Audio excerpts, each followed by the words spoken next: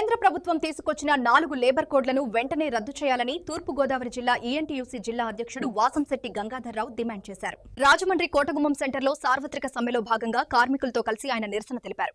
కార్మికులతో కలిసి ర్యాలీ నిర్వహించి కార్మికుల ఐక్యత వర్ధిల్లాలి అంటూ నినాదాలు చేశారు. ఈ సందర్భంగా ఆయన మాట్లాడుతూ కేంద్ర ప్రభుత్వం ప్రవేశపెట్టిన 4 లేబర్ కోడ్లు కార్మికుల హక్కులను దెబ్బతీసే విధంగా ఉన్నాయని విమర్శించారు. కార్మికులకు కనీస వేతనం రూ. 26,000 ఇవ్వాలని డిమాండ్ చేశారు.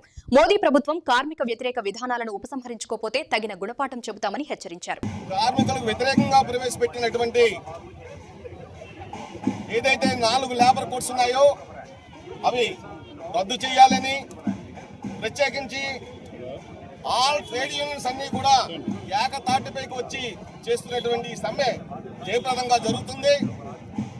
సుమారుగా 30 కోట్ల మంది ఇవాళ ఈ సమ్మెలో పాల్గొంటున్నారు.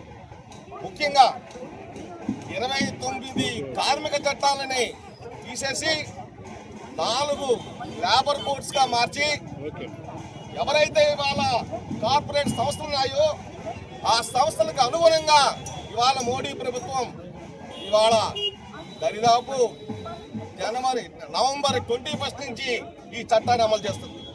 ఈ చట్టం అమలు చేయడం వల్ల కార్మికులకు రక్షణ లేదు.